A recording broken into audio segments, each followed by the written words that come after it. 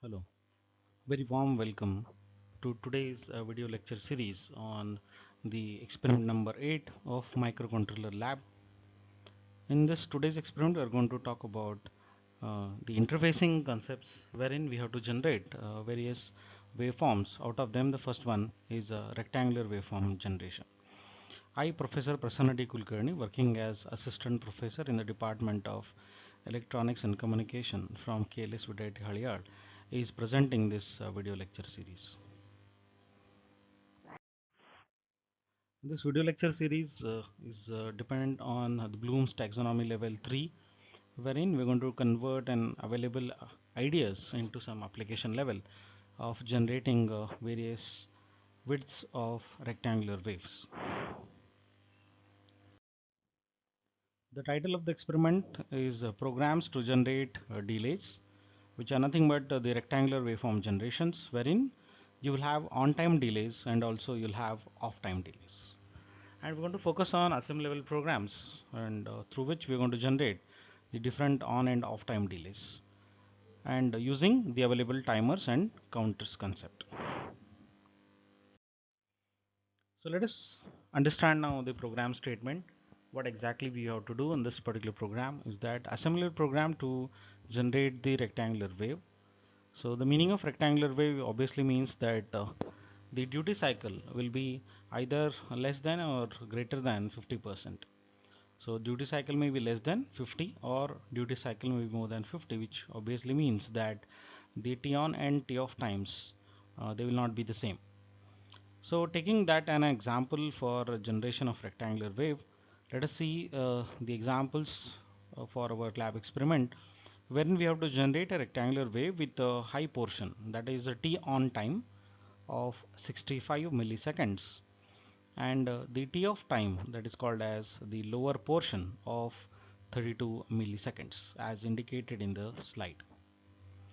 And we have to do interfacing, and therefore we need to generate this output on a particular port pin, that is P1.6, because this P1.6 can be easily used for the interconnections because it is readily available in a GPIO pin, and we can directly interface this over CRO channel 1.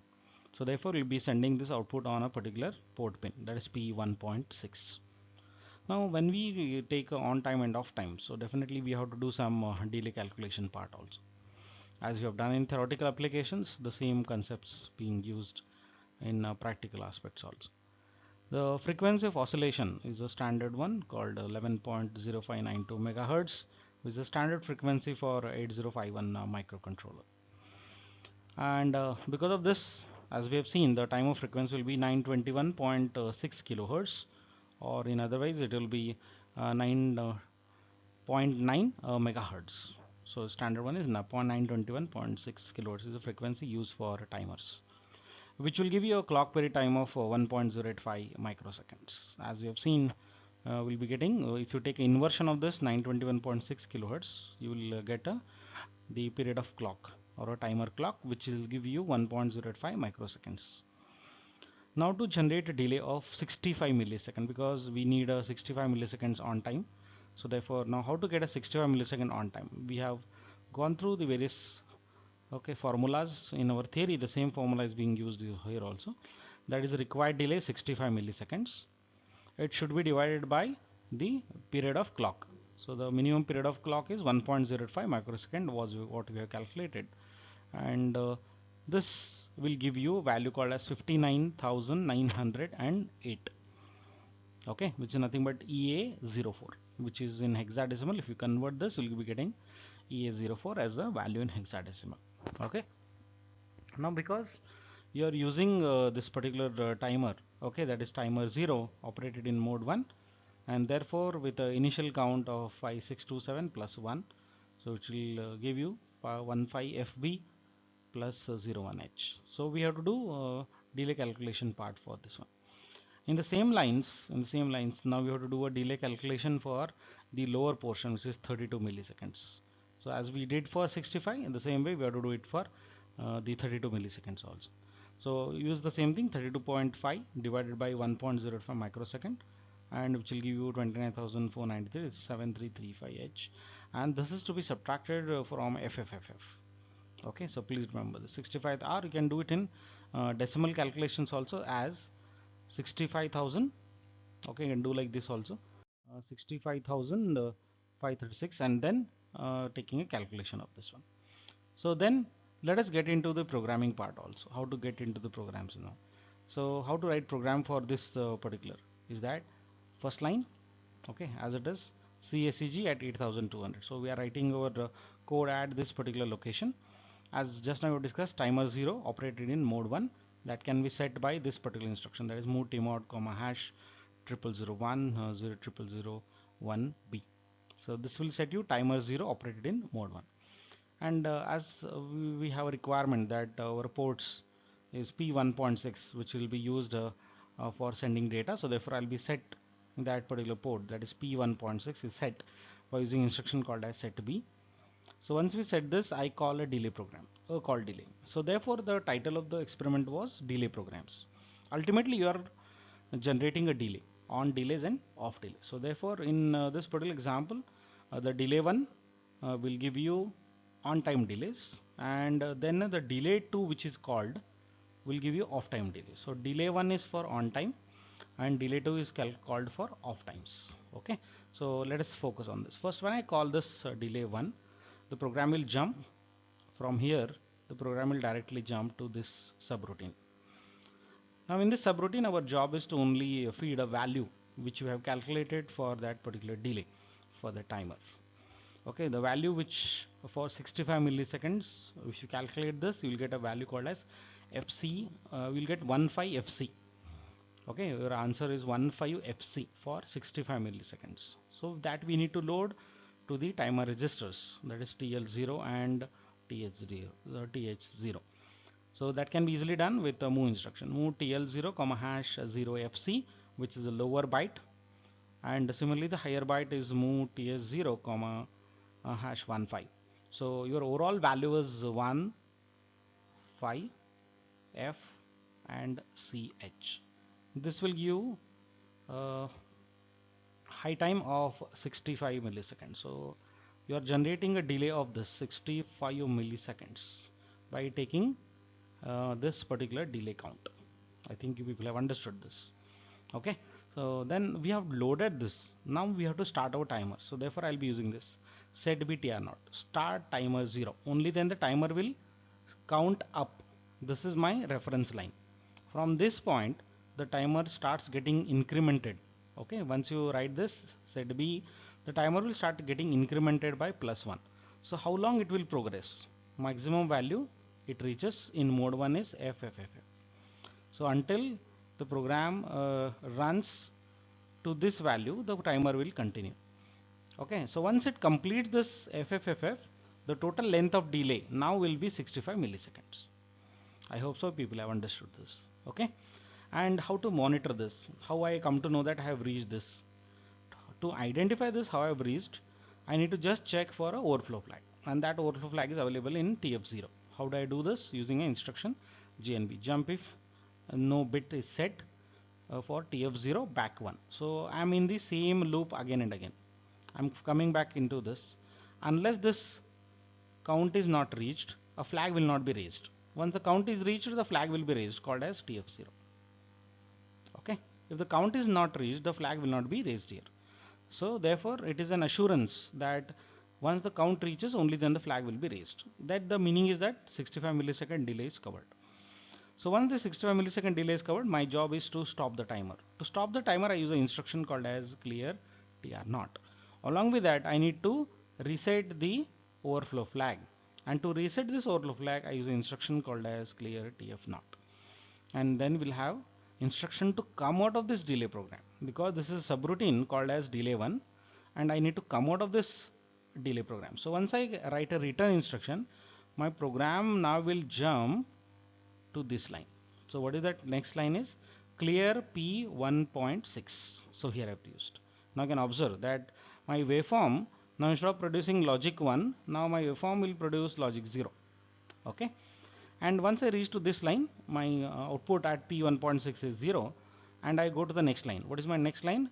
Called delay 2. Okay, so delay 1 program is explained, and let's go to the delay 2 program. So in delay 2, my job is again same, the repetition of same, but the count is different. Now because my job is to just to create is 32.5 milliseconds. Okay, this is a delay I need for the low pulse. High pulse is already generated. Now I'm generating this low pulse. Okay, this pulse I need to generate. For that, the load count value is 8 CCB. So if you have done this calculation, then it is correct. 8 CCB is the initial count. So that is initially loaded in TL1. It is a lower byte, and TH1 is loaded with the higher bytes. Okay, then I have to just start my timer once again by using setB TR1. And what is then my job is to check this count should reach to what maximum value it will reach, up to 4Fs. It should go up to 4Fs. Till then the count will continue. Okay, so once it reaches this, it will trigger an overflow flag. That overflow flag is nothing but now TF1. Okay, so please see how I am doing this. Okay, are you getting this point?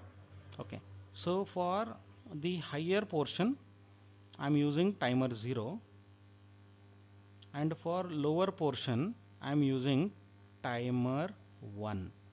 So therefore, in the initially what I did, I used mode 1. I have activated timer 0 and I have activated timer 1 both. Okay, this is the overall concept of this program, that is called as delay programmers. Okay, so here my job is to check TF1 because I have used separate timers for them. Timer 0 for on time, timer 1 for off times. Next, my job is to stop the timer. Once I have successfully created a delay of 32.5, I have to stop the timer. So for that I use clear TR1, and to clear the overflow flag I use CLR TF1. Through this I am achieving the clearing of both the important timer flags. So once I do this, I go for return. So return will go to the next line of a call delay, and in a call delay I had short jump.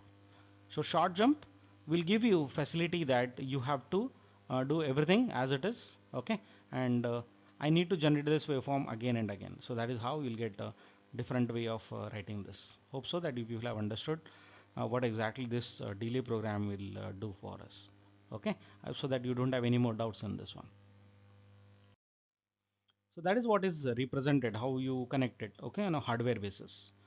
Then connect a positive terminal of CRO, okay, probe to pin number 10 of GPIO2 port.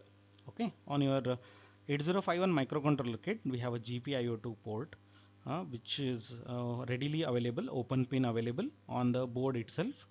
We need to simply connect the CRO pin to that pin number 10 of the GPIO2. Okay, total there will be some 20 pins. In that pin number 10, we insert a CRO probe, positive terminal, we just insert there. Okay, and then it is connected to the microcontroller channel number 1 of the CRO. Okay, to see the output of the triangular waveform. I'll show you the live demo also of that. But on a waveform description, what is our actual expectations? As per the reality, I should be getting this particular waveform, having a on time of 65 milliseconds and having an off time of 32.5 milliseconds as it is indicated in this particular slide. Okay, so this should be a continuous process of generation of this waveform. This is called as on time, okay, and this is called as off time. So we always write program for one cycle. We always write program for one cycle and just make this same to be repetitive cycles. These all are our repetitive cycles. Okay, we don't write program for the same once again. We just therefore we simply use the short jump. In a program we use the short jump back, so that my program should be executed again, and again. I think this is what overall execution of this delay generation, which is our experiment number 8 in our microcontroller lab. Okay, now to view this result, what all steps that we need to follow on our digital trainer kit, what all we have to do. First of all, I need to clear the memory. I think everybody knows how to do this by using an instruction called as C. You have to type a command called as C, and it will ask you for locations. So you need to type from the keyboard 8000, and then once you press this, you will get one more prompt of message called as what is your last location. So prompt in that, please type FFFF. Then it will ask you, are you sure that you want to delete? For that you need to press Y from the keyboard. That is nothing but yes. If you do this, then old previous files will be erased. Then you are free to load a new file. Then how to load a new file to this? For that I need to click L. L. Okay, what called as command L, which will load the Intel hex file. Okay, if you load the Intel hex file, you have to show where your hex file is stored. If you give that path of hex file, that hex file will be downloaded to the kit. Once it's downloaded to the kit, it will show you the number of lines received, what is the size of the program, which is nothing but 45 bytes. The program which is written is of 45 bytes. That will be shown, and also it will show no errors detected. If you have done any errors, syntax errors, then the download will not happen. Okay, so before downloading, it is very important that you check for all available syntax mistakes in the program. So once you have done this job, then your work is to simply see the waveform. Once you have done all these connections on hardware on GPIO2 pin number 10, then to see the output on your CRO, you have to press a command called as N, called as new location. Okay, command called as N, called as new location. And then you need to type 8200. Why it is 8200? Because your program has started from that location. So therefore you need to type address as 8200H. So once you have done this, now to see the output, you have to type J. J is called as at a stretch execution. This is also called as jump. Jump at a stretch execution. If you press this, your program will get executed continuously. Okay, and you will see an waveform on the CRO after this particular instruction. I think you have understood how to see the result on a trainer kit, and let us see in the next diagram how do you get output on waveform, how do you get output on a CRO. Okay, this is how you will see an output on your CRO also. You can see that okay, the waveforms how they are developed, and also can make an observation that our ideal rectangular wave is of this size, but on CRO we don't get that accurate values. Okay, so definitely there will be some slant, there will be some slant in a rectangular wave generation. Obviously we'll have some slants. Okay, so this is what you see is an ideal wave, this is ideal rectangular wave, but this is an actual rectangular wave. In real time you always get a rectangular wave of this type. I hope so that you people have understood how do you generate this waveform and how it has been seen on a CR. Okay, I thank everyone for attending to this particular experiment of microcontroller lab. Thank you one and all.